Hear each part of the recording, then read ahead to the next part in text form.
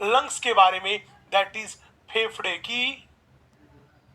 फेफड़ों की आंतरिक संरचना के बारे में,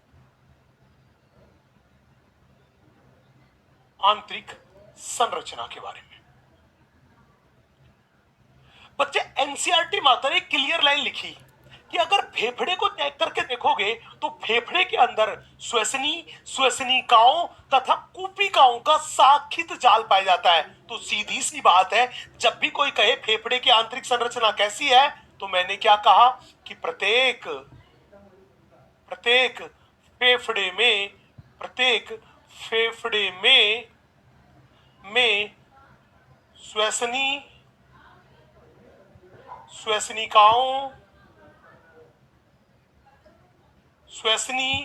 श्वसनिकाओं तथा कूपिकाओं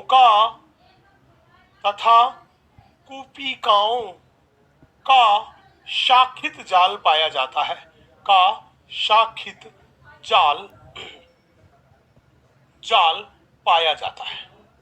पाया जाता है।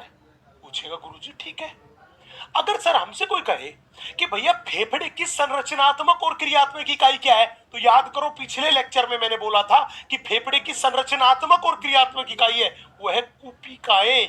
तो जब भी पूछे बताओ फेफड़े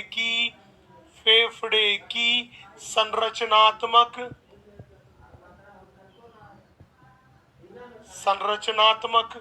तथा क्रियात्मक इकाई,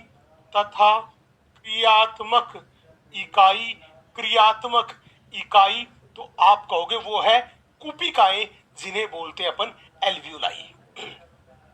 अब भाई हमने बोला था कि रक्त और फेफड़े के बीच जो सबसे ज्यादा गैसीय विनिमय होता है वो कहां पर होता है? इन कूपिकाओं में ही होता है। किस में होता है? इन कूपिकाओं में ही होता है। अब सवाल था सर, अगर कोई कहे कि फेफड़े की संरचनात्मक और क्रियात्मक इकाई कूपिका है, तो पहले तो ये बताओ कि ये कूपिकाओं में गैसीय विनिमय सबसे ज्यादा क्यों होता है? बड़े ध्यान से देखना बच्चे, ये कूपिकाएं जो थी ये एग्जैक्टली में फेफड़े का सतही क्षेत्रफल बढ़ाती है।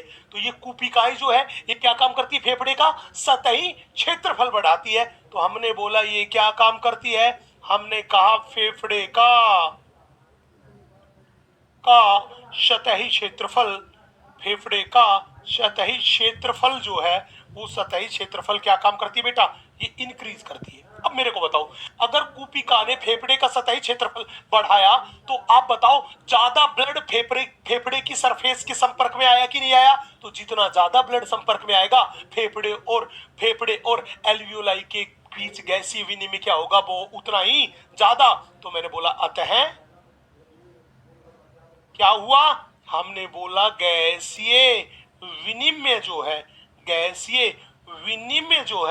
वो गैसीय विनिमय क्या हुआ? वो गैसीय विनिमय बढ़ा, वो गैसीय विनिमय ज्यादा हुआ, बढ़ा। ये बात निकल के आई। पूछेगा सर ठीक है, लेकिन गुरुजी एक बात बताओ, अगर कोई हमसे पूछे कि भाई दोनों फेफड़े में मिला के कूपिकाओं की संख्या कितनी है?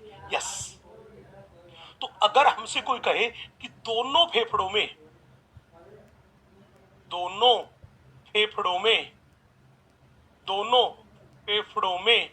कूपिकाओं की